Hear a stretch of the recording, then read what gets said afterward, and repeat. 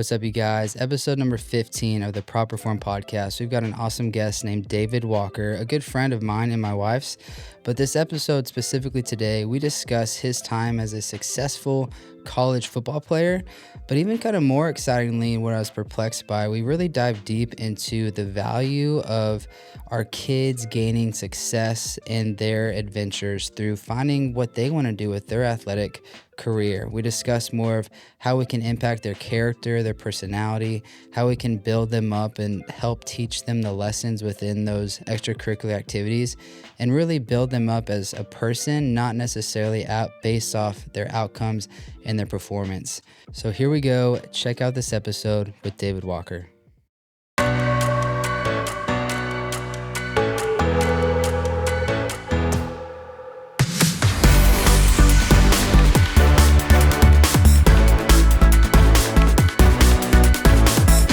What's up, you guys? Michael with the Proper Form podcast. This is actually episode number 16 with David Walker. Really excited to have him here. How you doing today, man? Doing all right, man. That's good. It's Little Friday here in Dallas, so Yeah, Friday? What? well, it's Little Friday. It's Thursday. Yeah, okay. It's I haven't heard reframing it. Thursdays as Little Friday. I have not heard it like that. I've heard it's like Friday Eve, but Little Friday. I like that. It's just all about putting the right spin on it, you know. Heck yeah. Well, man, I'm really excited to have you here. So kind of quick little backstory. Dave and I go back. We've been friends and buddies. We go to the same church, Citizens Church. We've had a few different guests that are part of that church or work within that church. Tamarcus, other buddy Jay Howard. And we were in home group together. And we had that home group a lot over at your crib. Mm-hmm. And we had, golly, how many families? 8? Yeah, 7, 8 different families over that like time. literally, I don't know the exact amount, but like within 18 months, like everyone was just popping out babies. Oh yeah. I mean, literally, like we had 6 to 8 kids over the course of, I don't know. It 18. made the structure of our home group almost come to a screeching halt. Actually. It was crazy. Yeah, and then we kind of started doing like girl nights and guy nights, which was a kind of like plan B to all the kiddos we were having and trying to juggle on that. Yeah, divide and conquer for sure. Yeah. Yep. But I mean, that was I really enjoyed that time with all those people, and it was great. Yeah. But man, what I really want to kind of dive into, and specifically with you and kind of your background, is you're a big guy. Literally, physically, you're a pretty big dude, hard to not miss. But that goes back to your career as a college athlete. You played college football. Could you share a little bit about where you played, what position you played, and just your career in that space? Sure. Yeah. So apparently I am a big guy, but I do wear all black. You know, just it's flattering, it's slimming, right? Yeah. But yeah, former offensive lineman, and played at University of Oklahoma. My first 2 seasons, finished my career at Harding University, and that was a big part of my life. There was definitely periods of my life where I would say it defined my life. Probably through my adolescence, I think sports was definitely, you know, I was raised with the 4 G's. It was God, grades, games, and girls. That was, you know, and there were times when I had those 4 G's as my priorities, but they weren't always in the right order. But I think definitely sports was something that was a passion for me. My dad and grandpa were both college basketball players. Yep. I grew up wanting to do that. And then around 14, I realized probably not going to be much taller than 6'2", 6'3", so not a lot of demand for, you know, big white boys in the paint that are big white boys wide, not big white boys tall. So, you know, putting my hand on the ground and getting in the weight room and doing those things was the path. So I played basketball all the way through high school and enjoyed that. But football was definitely the path as far as being recruited and things like that. So it was kind of the pivot. Yeah. I mean, as you obviously kind of grew into your body and into your size. Yeah. Mentally, it was a big pivot for me because it's funny, you know, having boys now that are into sports, and my oldest plays tackle football and has been doing that for a few years. Mm-hmm. And I remember being in 5th grade and as old as 5th grade, and people telling my parents like, "Oh, I bet he's excited to play football," and they would say that in front of me, and I look at them thinking, "Don't they know I'm a basketball player? Like, why do they say this about me? I don't really like football, you know?" Yeah. And I think in 8th grade, I dunked the ball for the first time, and I thought like, "Hey, I'm on my way to doing the in thing." 8th grade? Yeah, actually, Wow. yeah, it was funny. I remember it was Veterans Day of 8th grade. My friend and I were texting about it the other day because we were in the gym together when it happened, and so at that time I thought, "Hey, this is this is trending well for me. All right. My dad and my Yeah. grandpa, they're college basketball players. This is my sport, quote unquote. Yep. And my dad, in his wisdom, saw it differently and realized like, hey, we need to be in the weight room. So really from at age 14, I was in the weight room pretty consistently and really never looked back on that. But yeah, it was definitely a pivot for me mentally because I kind of grew into loving football, but it wasn't necessarily my original passion. Yeah. Dang. That's cool. That's crazy. Do you feel like you've seen some similarities in the way that your dad saw that maybe before you did and the way that you see things in your boys now? Oh, absolutely, absolutely. Yeah, my oldest is he's a fifth grader now, and he's about 5'7", 5'8", 180 pounds, Yeah, he's a beast. and he, as of a year ago, he's like the recess football commissioner essentially. He's the quarterback. He's been picking the teams. He's running the Yes. league. He's coming home telling me about all the passes he's thrown. I'm thinking that's good, man. You get that out of your system right now because that's all the skill player you're going to get is on the recess football field. So, yeah, I definitely see that. Yeah. But he gets it. I think he's a lot more comfortable in his skin as a big kid than I probably was. Mm. But I've tried to, growing up as a big kid, you kind of learn a lot of things along the way about, um, you know, about your body, about how people perceive you, and different things like that. Yeah. So raising big kids has Yeah. been, I've been able to do that from a different vantage point. So Yeah. that's actually been pretty helpful too. Do you feel like your dad? I mean, I think from what I've known and what you shared about your dad, he's an awesome man. I would still love to meet him. I think I've met him a couple times, Yeah, you maybe probably at met him in church. church before. Yeah. But do you think that did he have any kind of relation like that to you when you were younger, and as you were kind of growing into like, oh, maybe this basketball player to now pivot, like, whoa, now I'm this football player, but the way that you feel like you've been able to connect with Beckham on kind of the level of like his size Yeah. and kind of guide him, did you feel like you had that kind of Yeah, too? definitely. I think, my dad's a coach. So I was, we can talk about my coaching later, but I ended up being Yeah. a fourth generation coach myself, but my dad's a third generation coach. So he grew up a coach's kid. I grew up a coach's kid.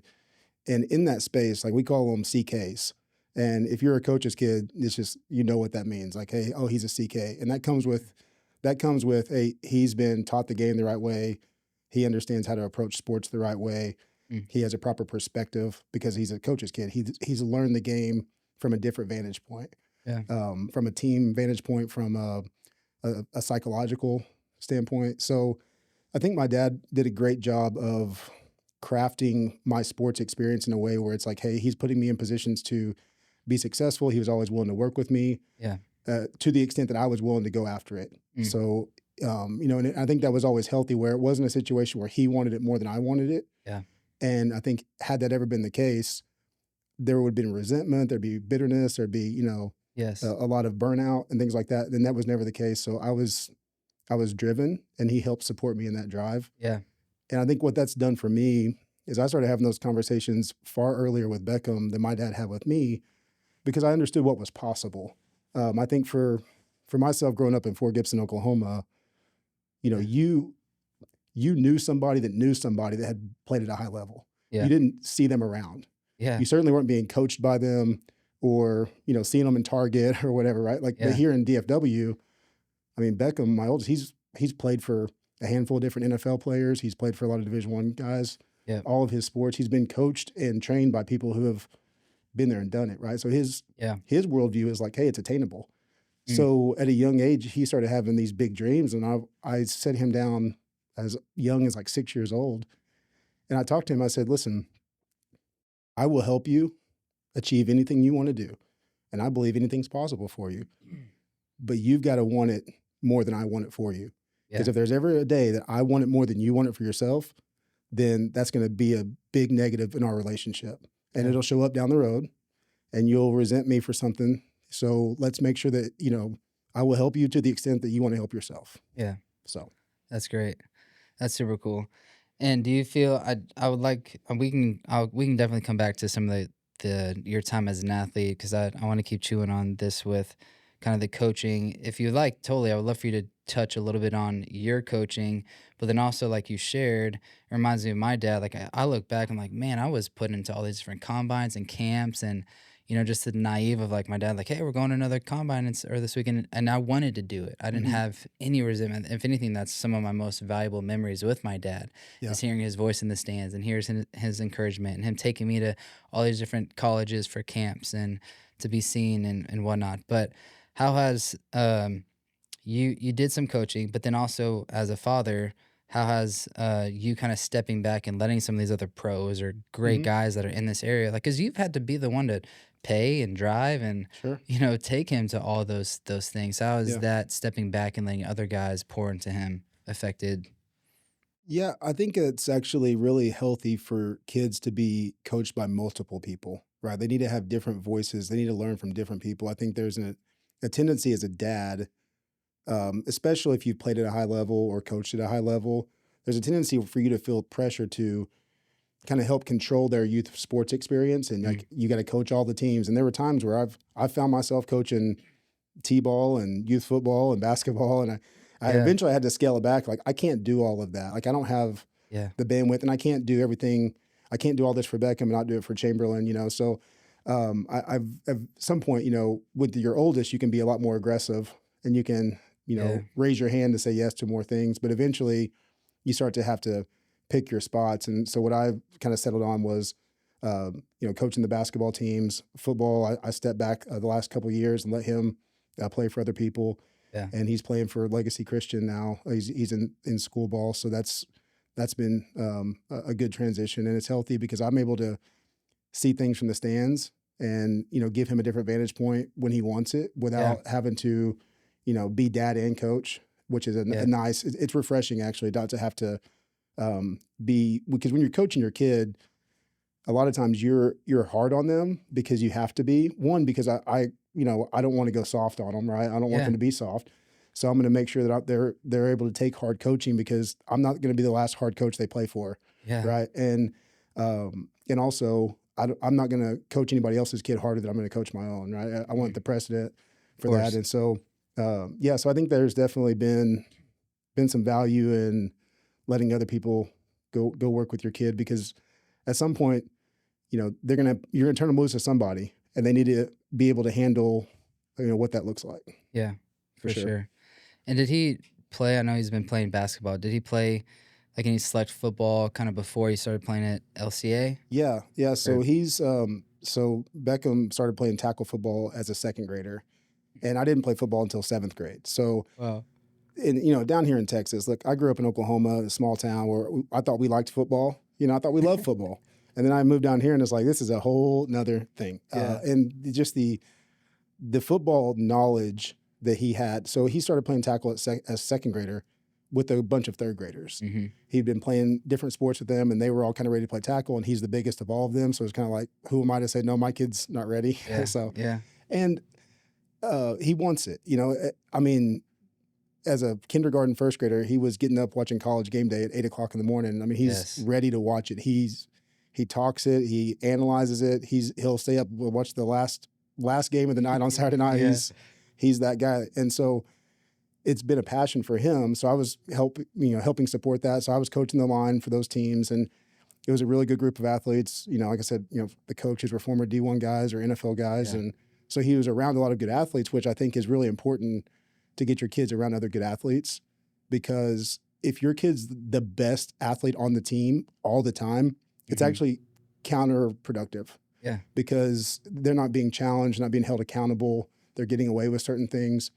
Yeah. So he's played 3 seasons of what you would probably call select football, uh, and I think the best thing about that is being coached by people who hold you accountable, but also being coached by other good athletes that hold each other accountable Mhm. is a big thing, because ultimately at the level that all these kids kind of think they want to go play at, that's what it looks like. Yeah. So the earlier you can identify with that and be cool with that, then it allows you to elevate your performance Yeah. and get what you're capable of out of you. Yeah. So 100%. I mean, and that goes right in line kind of in the business space and work as well. I mean, aligning with people that are driven, have a similar drive, vision, hmm passion oh yeah, that you have. definitely. And there's so much that's applicable. I mean, sports is the best training ground that I know of Yeah. for people to be successful in life. And that all these like catchphrases. It's more than a game, or it's this and that. But the reality is, it is more than a game, right? I mean, we probably spend way too much time focused on outcomes, and I've been guilty of that many times in my life, especially as a player, and sometimes as a coach, and not on development, and not on like the journey that you're on in the midst of all that, because the journey is really where all the growth happens. Yeah. Right. I mean, the pain points, the valley, and that's life, like to a T. So sports are invaluable in a young person's development. But I think, with being guys who have boys in our house that we're raising young men, I think developing young men who are resilient, have strength and resolve when things are hard. Man, like this world needs that, and sports is the best place I know to help produce that in them. Yeah, on a consistent basis. For sure. In community, going through the suck. Like one of my favorite movies is Remember the Titans. And I'm a huge Dallas Cowboys fan. I'm like, man, I feel like the Cowboys need like a Remember the Titans moment. I need to go off to camp and like get back together without Jerry. Yeah, Jerry can't come to camp. Yeah, for sure. But I mean, like you can. Not even in regards to the Cowboys, any sort of team, like you can see if there's not like deep connection and blood and sweat and tears together that creates just an unbelievable bond. Oh yeah, the best teams I've ever been a part of, whether as a player or as a coach, are teams that love each other. Yeah, and that can't be manufactured, and there's not enough talent that you can put together that can overcome a lack of love for each other and a lack of team chemistry. You can't.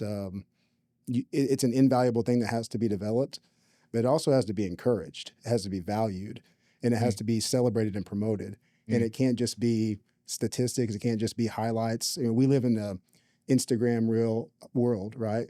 Where every youth sports game, and everybody does it. I'm not hating on this. I get it, right? Everybody's proud of their kids. I'll share some things of mine. But what happens is we live in a world where it's hey, I'm just looking for the thing that my kid's going to do well that makes him look like a star, and that's what I'm going to champion for him. And in reality, there's a lot of things that he might be doing well or she might be doing well that the rest of the world might not celebrate and value, but are far more important than the play that was just made, right? And that's stuff like, hey, when he comes out of the game, how does he respond to his teammates, right? When he's on the bench, is he sitting there feeling sorry for himself, or is he up, going crazy for his team because somebody just made a play? Like, is he a team person? Because there's a lot of intangibles that sports produce that are off camera that are really the things that they need to be getting out of it. Yes. Because life is not a highlight reel. And if you're living for a highlight reel in life, you're going to be disappointed all the time. And that little spike, that little adrenaline rush of something good happening cannot sustain you. The same way that in sports, like the mundane things are actually where all the value is. So I think just encouraging kids to be great teammates, be disciplined, be accountable, be an encourager. Like, who did you encourage today? I think if parents ask their kid that on the way home from every game, instead of, belittling them for what they did wrong, or overemphasizing things they did right, asking some of these open-ended questions to put that back on their kid of like, yeah, I know you had some points, I know you had some this, but who'd you encourage today? Who were you a good teammate to? Okay, how? Did you pick somebody up when they were down? Did you cheer somebody on? Like, what were you doing to help the team outside of your performance? So, and I think that's a lot about how you work in the workplace, how you lead your family, is doing the mundane things that aren't necessarily celebrated, but are vital to success. For sure. Dude, that's great.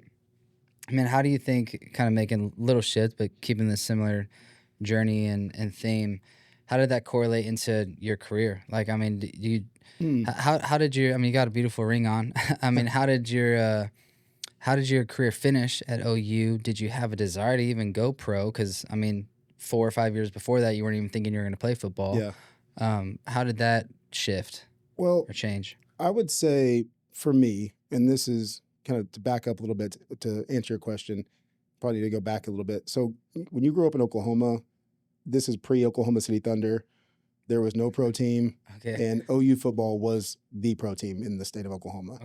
And so when you grow up that way, and Saturday afternoons, it's like appointment viewing. once you start playing football and you realize like, hey, that's kind of, if I want to do this, that's where I want to go play. Yeah. Then it became a thing for me is like, that's what I want to do. That's my end game in this sport is I've got to prove to myself that I can play for the Sooners. So it wasn't ever really for me, like, would I have liked to play in the NFL? Sure. Like, would I turn down that opportunity from a financial standpoint? Probably not. But it wasn't the desire of my heart to go up there, do these things, get drafted. That was not really the end game. The end game for me was I just needed to do it. I was big on like hometown pride. I wanted, Fort Gibson, Oklahoma to be on the roster. Yeah. At the time when I had that dream, we hadn't really had anybody do that. A couple years before I got there, one of my teammates, Teddy Lehman, was 2 years older than me. He signed. He was a Butkus Award winner, All-American, Defensive Player of the Year nationally, draft pick, like all the things. Wow. He did all the things before I got there, right? He stole my thunder. No. There you go. But he's also a big white boy that ran a 4.340. So, I mean, you can't, we're not all blessed with that. Yeah. So, gosh. But for me, it was really more about like not being like Teddy, not doing anything, just being like maximizing what God had given me from an athletic ability standpoint and helping pursue my dream. So I was willing to do whatever I needed to do to get on the field and prove that I could do that.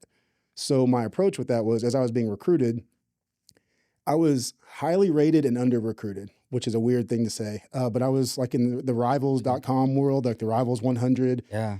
I was ranked in the top 80 at my position as an offensive guard, which you would think like, man, 125 schools divided by 2. Everybody takes 2 linemen, 250 guards taken every year probably. Yeah. I should be getting signed by somebody, right? Yeah. Well, we had a high school that wasn't really built on a lot of tradition, and we weren't really recruited that well. My technique was probably not great. I was an athlete, a big athlete, but probably not like a highly skilled lineman at that point. Yeah. So I'm sure like some of the plays I made on film looked good, but it wasn't something that was just popping off the screen to the right people. So my opportunities were take a JUCO scholarship at a place that was a Division I factory that produced a lot of D1 signees, which was probably where I was going to go with it. And I had some Division II schools, and I had an offer from Tulsa that I put in my back pocket and thought I was better than Tulsa, so I didn't take the offer. And then by the time I came back around to it, it was like, hey, we would like to have had you, bud, but we had to fill those commitments, Wow. Yeah. So, and that was a big learning experience, which is those are things I've been able to take from my recruiting process that I was ignorant to a lot of stuff and be able to hopefully, share that with young people of like, okay, it's about the, finding the right spot. It's not about gathering offers and posting online about who offered you latest. It's about finding the right fit for you. But for me, it was really always about trying to find my way to OU. And they had switched offensive line coaches in the spring, or I guess middle of my senior year after the bowl game. And I went up there to visit with him. I was going to sign with a JUCO in Oklahoma, Northeastern Oklahoma, A&M, and met with him. And he was like, hey, listen, if you go there, you're probably going to be coming to walk on, because unless you're a 5-star out of JUCO, I like guys out of high school. He's like, that's just my opinion. And in my mind, I'm like, well, that's the only opinion I really care about, because this is where I want to be. Yeah. But he'd offered me an opportunity to be a preferred walk-on, PWO as they call them now. Yeah. And now with NIL, those guys are getting paid too to become walk-on, which is nice. I would have liked that. Yeah. Dang. But I took that opportunity, bet on myself. The GA that they had was that the O-line GA had walked on and become a team captain and won the national championship just a year before that. And he's telling me like, dude, I've seen you on film. Like, you'll play here. So I was like, okay, wow. So I trusted them. I trusted myself, bet on myself, walked on and redshirted, which was miserable, because that wasn't the time where like you redshirt, like you play one play, that counts for the whole year. Now these guys get to play 4 games. Yeah. So to go from starting on both sides of the ball, never leaving the field, to doing all the work and not playing for a year, it was a long, miserable year.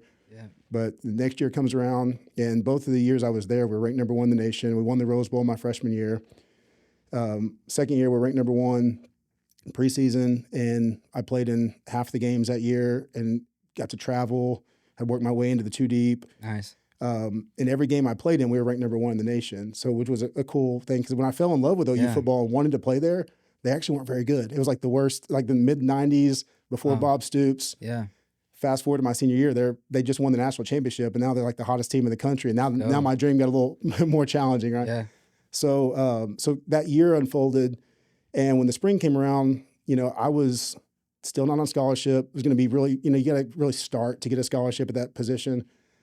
And I'm the oldest of 4. My parents are teachers in Oklahoma, high school coach and teacher. And I was putting my family in a bind financially by continuing the walk-on path.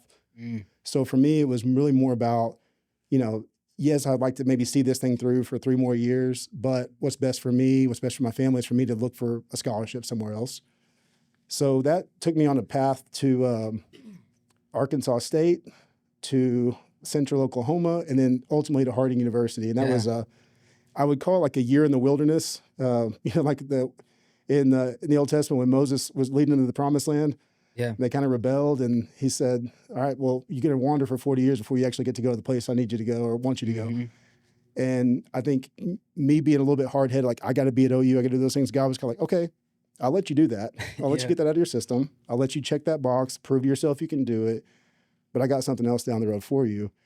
So in my effort to stay D1, which was a pride thing, I transferred to Arkansas State, turned down a scholarship from Missouri State because they were FCS, and I thought, I want to stay D1, all things being equal. Arkansas State didn't go like I wanted to. They told me, they promised me a scholarship that didn't produce. So I said, I was there for a season, left, lost 60 pounds, waited tables. I was done with football at that point. I'm out, I thought. Waited tables on the border in Oklahoma City. I just transferred back to UCO. It was kind of home for me. Like, my dad played at Oklahoma Christian. They were like right in the same city. So I thought, hey, I'll I can go to hang out with my friends from OC. I'll go to school at UCO. It's a state school, a little cheaper. I'll just wait tables, get my body right. So I started running every day, lost 60 pounds, interned as youth minister over the summer. And I thought, well, I either want to go into coaching or ministry. So I decided when I was at Arkansas State, I drove past Harding University in Arkansas to get to where ASU was. It was on the way. So I was familiar with it. And it was more affordable, private Christian university. And I was like, you know what? Like, had a good conversation with my friends who was telling me, hey, why don't you go to OC? That's where he was going. He played basketball there. I was like, I can't really afford to go to a Christian school. And he said, what if you found your wife at that school? What if, like, the person God has for you is at that school? Like, can you put a price tag on what that's worth to you? And I was like, that's a good point, So I go to Harding. And this is really, when you say, like, why did I not go to the NFL? One, I don't think the NFL was looking for me. But I think I bring all this up because there are our plans and there's God plans, right? And I think ultimately, sometimes in His kindness, He allows us to get to have a little bit of both. He lets us pursue the desires of our heart and doesn't let it crush us, but maybe lets it teach us some lessons about who He is and all those kind of things. So I go to Harding. I'm just planning to be a student.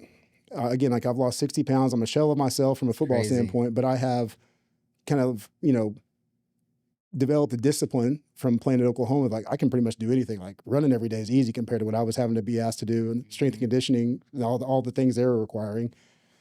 Because for 46 weeks out of the year at that level, they own you. Yeah. I mean, you are where they want you to be, when they want you to be there, and you better have your mind right when you show up, or it's going to be even more miserable than it sounds. So I had that discipline was instilled in me. So I started running, and I'll circle back on that later because it's kind of I made a healthy thing unhealthy with the exercise.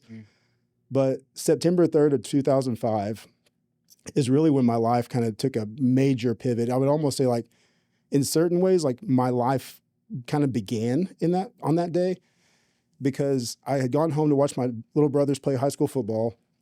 And the next morning, I had told my friends I was going to come back Saturday night to watch the Harding football game, which I had no interest in at all. But I was just trying to be social, trying to meet some people, try to be, get involved in the student body, and but I was also a little bit depressed because I'm trying to find my identity now, right? Like, this is my first semester, my first going into the fall that I haven't played football since I was like 12. So trying to figure out, like, how to be a student, I'm waiting tables at Chili's, and I'm just, trying to make some cash. And, but I told them I'd be there. So OU played TCU that morning at 11 a.m. I watched that game at my house at my parents' house with my brothers. OU was like top 5. They get upset by TCU, but I would have been a redshirt junior on that team. So I got my friends are starting and playing in that game. Get in my car, start driving, and I get into Arkansas. I pick up the Razorback radio, and they're playing Missouri State, who I turned down because I thought I was better than that, in my pride and all that. And I'm like, man, I could have been playing at OU today. I could be playing in Fayetteville against Arkansas today, but I'm in my car on I-40 by myself driving to a game I don't want to go to. Yeah. So I get to Harding, watch. to watch, yes. Not to play in. No. So I get there. I go up into the stands, and I didn't even know this until later. I look back on this day as I was reflecting on the significance of September 3rd of 2005.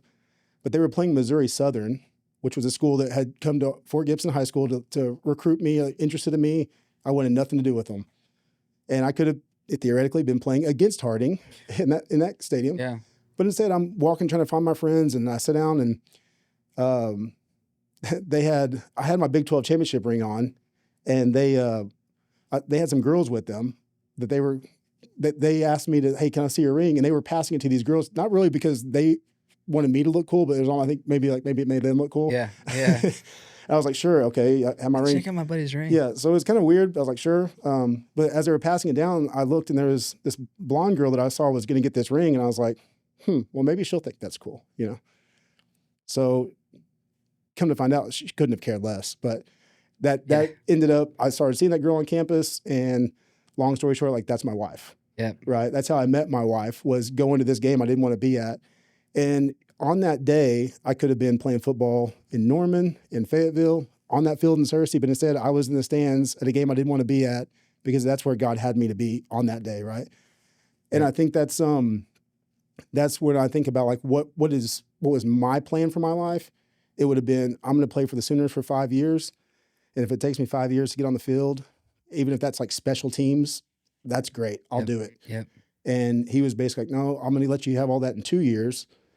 Rose Bowl, Sugar Bowl, national championship game, all that stuff, play with a Heisman Trophy winner, get you a couple rings, and I'm going to get you out of there because I need you to ultimately find your long and winding road to Jonesboro, Arkansas, back to Edmond, Oklahoma, to Searcy, Arkansas, because there's a girl from Atlanta, Georgia there that I need you to meet, and I need you to raise a family with and serve the Lord with. And that really, is like, I feel like just if the story of my life was told, it would start on that day. Yeah. It wouldn't start in 83. Spoiler alert, I'm 41 now. Yeah. Crazy. In the 4-0s. Yeah, in the 4-0s. So, man, that is wild. I mean, like, to be at so many different colleges in such a short span, to then, like, the humor of God to be sitting in the stands at a game. It was passing wild. a ring that, who knows, Laura may not have been, like, even known what the ring was from. Like, there is nobody in the ring? United States of America that would have cared less about a Big 12 championship ring than Laura Merritt at the time. So, fun fact, my wife took a picture. This is how my wife is, love her, but she's not a sports person. Yeah. She was in Dallas with a bachelorette group. They were staying at a hotel in Dallas, and they were running around the day before the wedding, and the Cavs were in town to play the Mavericks. This is when LeBron was with the Cavs. Okay. And they were looking for somebody to take their picture, and my wife goes up and hands this guy the camera. No. And he looked a little confused, but he took the picture from a high vantage point. And as he gave the camera back, like, this lady comes up and asked him, like, did you not know who that was? And it was LeBron. So my wife asked LeBron to take their picture. So that's... So, that sounds just like her. Yeah. So clearly she was not impressed by my ring, but yeah. So that's where I think when I look at, to kind of circle it back to the sports perspective of recruiting and how all those other things work together, I think that for young people, especially in DFW, youth sports is like held in this. I mean, it literally runs people's lives. Yeah. And it can run mine if I'm not careful. Is that the end game really needs to be about, like, what kind of young man or young woman do we want our kids to be when they're done with all of this? Because one day they will be done with all this, professionally or not. Like, whether they get to play. I mean, I've got a lot of friends who have played in the league. Yeah. And the music stops at some point. Yeah. And they're sitting here like me at 41, and they got a lot of life left to live. And then what happens? So if we're not preparing them for those things of, like, hey, like, okay, what kind of man do you want to be? What kind of wife do you want to have? What kind of family do you want to raise? Like, those are the questions that we need to be asking them just as much as, like, well, what's your favorite sport? And, how do you want to get better? It's those things have to be happening concurrently. Yeah. Because in the end, I September 3rd, 2005 is a whole lot more significant to me than January 1st of 2003 being in the Rose Bowl. than winning the Rose Bowl. Like that day happened, but it came and went. You know, it doesn't have any lasting power other than it's a ring on my finger and a cool memory. Yeah. But it doesn't sustain me in any measurable way. Yeah, and a common question we ask little kids is, who's your favorite player? Yep. And it usually has to do because of their performance or a cool play they did, or it's not really that deeper, like, well, why? Like, what is it about them, their character, who they are off the field that makes them your favorite player? And Yep. probably a lot of people couldn't answer those questions, and especially little kids. Yeah, and I think that's I'm glad you brought that up because I'm a Dodgers fan.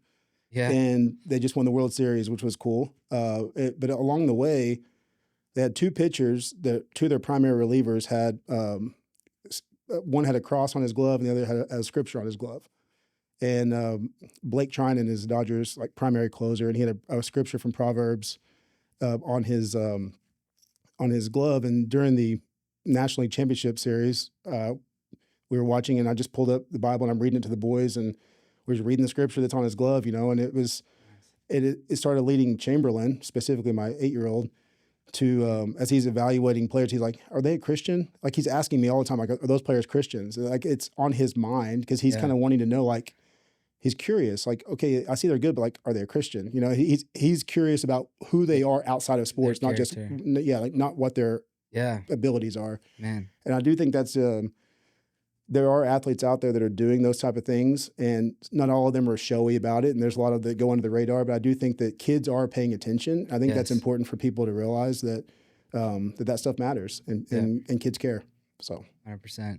Yeah, that's good. I mean, like it's kind of one of those things that just like I almost stopped myself on, like, yeah, why haven't I thought more about that? And I'm glad just even hearing this and absorbing this in myself. Our oldest, Jeremiah, is now in jiu-jitsu. And I was actually just talking to another dad yesterday who, ironically, he's probably almost 40, but at a younger age, he was kind of a mentor to me through like when he was in high school and I was in middle school, and like went to the same church.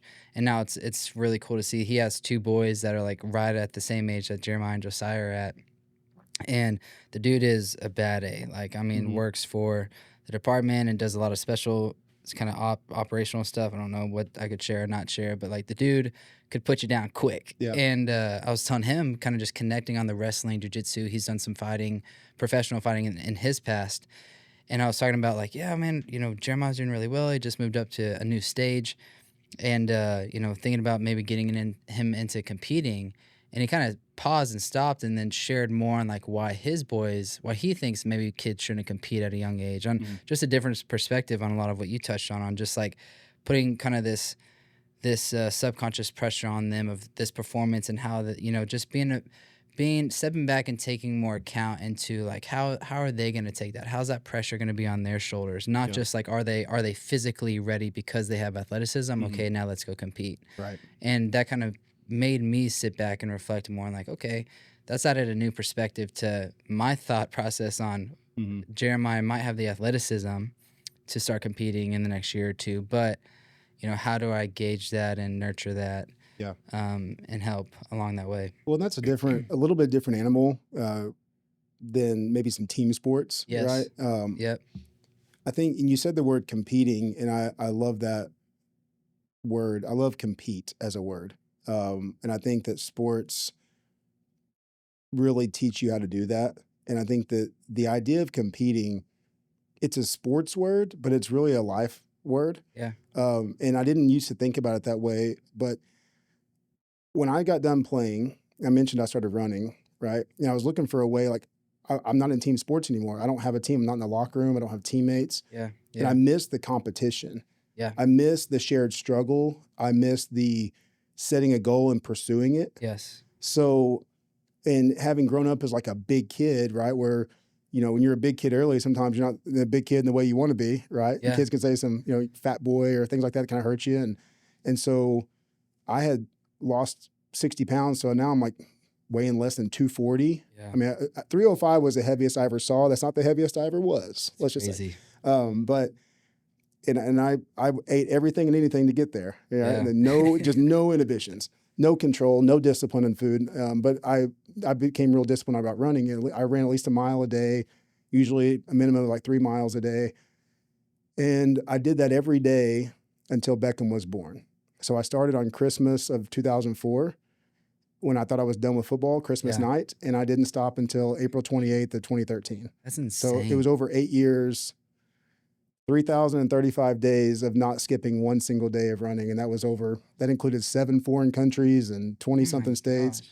But it became a healthy thing had become unhealthy because it affected my mood. If I hadn't done it for the day, I was getting irritable. I needed to get it done. But for me, it was a discipline, but it was also a competing outlet. I was competing against myself every day to do something I didn't necessarily want to do. Yep. And it became my outlet to compete, right? So when Beckham was born, I was like, hey, this is a good day to stop. I got to pick someday or my knees are going to hate me. Yeah. They maybe already do. Yep. But then it became like, okay, well, now we're competing. I was coaching at the time. I got into coaching women's basketball. My dad's a girls basketball coach. So when I got done playing football, I finished playing at Harding. After I took that first year, didn't play. And then my brothers were looking to come there. One was going to transfer from a school. His coach left, and Harding had recruited him out of high school. So he transferred, got a scholarship to come. My youngest brother was a quarterback that was going to come play. And I was like, oh, this is kind of a cool situation. We can all three be on the same team. And they gave me scholarship money to come out of retirement, quote unquote, and play. Yeah. So I played as a shell of myself. I didn't put any weight on for it. I'm like, I'll play, but I'm not putting the weight back on. So I kind of had like a victory lap there. And I was a student assistant for the women's basketball team as I finished up my undergrad.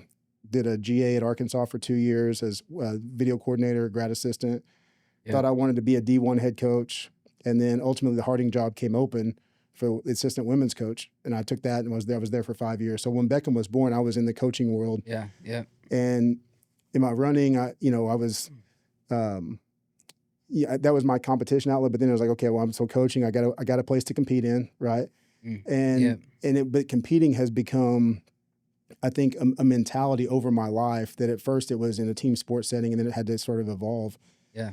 And when I was coaching at Harding, our team break, like when we would do a huddle, we were the Lady Bison at Harding, and the coach would say Lady Bison, and everybody would say, the team would say compete. Yeah. And I used to think, and I was immature at the time. I was in my 20s. I'm like, compete? We need to win. Like, let's win. Like, I don't want to just compete. I want to win these games. I want to get to the NCAA tournament. I want to win championships. I want to hang banners. Yeah. So when we ended up doing those things, and I got to be a part of a couple NCAA tournament runs and some conference championships and do some cool things there. But I didn't understand that competing was actually the goal. Winning, the outcomes are great, but like if you don't learn how to compete, then that's not going to serve you well in life, right? Yeah. So now I coach my kids, and our basketball teams are called Compete. That's like Frisco Compete is my basketball teams we have. And that's from 1 Corinthians 9:25. It says, for everyone who goes into the games, competes in the games, goes into strict training. Yep. They do it for a crown that will not last, but we do it for a crown that lasts forever. Yep. And the idea is like, even in biblical times, people were competing for stuff, right? But it's like, but what are we competing for? And then I think in life, we're in the sports world, in the training world, we can be competing for physical appearance as we get older, right? We're competing because we want to feel good, look good. Beach is coming up, spring break, summer vacation. We got to get it right, get it tight, all those things. But ultimately, like these bodies are breaking down sometime. Yep. And the eligibility is running out sometime on your sports life. So are you competing for trophies, scholarships, dollar signs, success, or are you competing and learning the disciplines that life is going to require? Because what I tell my kids, when I tell them like, why are we called compete? Well, it's because every day that I wake up at 41 years old, I have to compete against my own self. I have to compete against my desires to not do the right things, whether that's from a sinful desire or a laziness desire, or I have to war against my flesh every single day and compete against that. Yeah. So competing is not a sports thing. Competing is a life thing. Like I have to compete against my own selfishness, against the lust of my heart, the desires of my heart that aren't right. And I have to compete against that to make sure I'm trying to make the right decisions, even though I don't necessarily want to. Yeah. And that's a mental discipline thing that's required, but it's all from, born out of competing. Yeah. So. Yep. And it's cool that obviously just sports help even bring that to life even more. Mm-hmm. But me, I when I think of like the word compete, it's almost like I like kind of just see like a period after it rather than like a continuous movement, if that makes sense. So it's cool to kind of think of that in that different perspective of that ongoing daily, and of course, like as a believer in that space against our flesh and against all those things, and just the things that we're called and the roles that we're in as fathers and Yep. providers and protectors, all of those, all of our kind of roles might be a little bit different in regards to the things we have to show up for every day. But Yep. man, that's good. I really appreciate it, man. We talked a lot about just yeah, just the athletic journey and the impact that it has, really even more so outside of Mm-hmm. the practice and the games and the outcomes. But man, I really appreciate your time, you being here, coming on here, and just spending the time to get back. And I'm excited to even hopefully even connect more outside of this Yep. and possibly do some more life together. But man, anything else you want to add? I would just say this in summation. In obviously, I'm passionate about competing. I could go all day on that, but ultimately, what I'm passionate about is developing young people. And I think that sports, I can't reiterate enough, like sports are the way to do that, I think. Yeah. But it has to be in conjunction with the holistic development of who they are and not Yeah. what they're capable of on the Yeah. sports field or on the court. And this podcast is called The Proper Form, right? Yeah. And I was thinking about that today as I was driving over here. I was like, man, the proper form, like that's so spot on, because life, like proper form, without proper form in the gym, you get hurt. Yep. Right. And without proper form, as far as an approach to raising kids in the sports world, they're going to get hurt.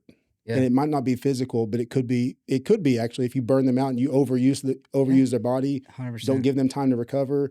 You're going one place to the next all the time, and you never let them stop. Yeah.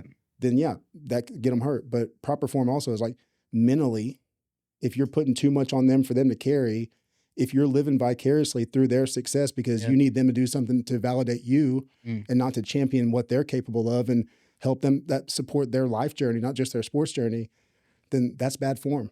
Yeah. And proper form is required in our daily life, like the competition I have to live in my own life to my disciplines, my spiritual disciplines. But proper form also is necessary to the way we cultivate them, the way we value them, and the way we show them who they are and not what they are capable of. Yeah. Who they are, like their identity has to be formed properly and rightly in light of who God says they are and not what the scoreboard says they are. Yeah. And not what the trophy room says they are. Yeah. So I think, and tying in with the name of your podcast, I think it's perfect because that's I think that's overlooked too many times. Yeah, that's great. I love that. Thanks you so much I'm glad that kind of came into your mind. Because even in that was way, Michael actually, child, came up with the name, and it just aligned with this desire of what I'm doing in the gym and creating obviously proper form, but also then creating really great conversation in a proper way. Kind of like I said, I want to do these podcasts face to face, and there's been a lot of times where I've had guests that can do it, but they're like, oh, I can only do it Zoom. I'm like, well, I'll catch you next time you're in town. Right. But man, thank you so much for being here. This is episode 16 again with David Walker. You guys can find it on Apple Podcast, Spotify, and YouTube. Thank y'all so much for listening, and thank you for being here. Enjoyed it. Woo.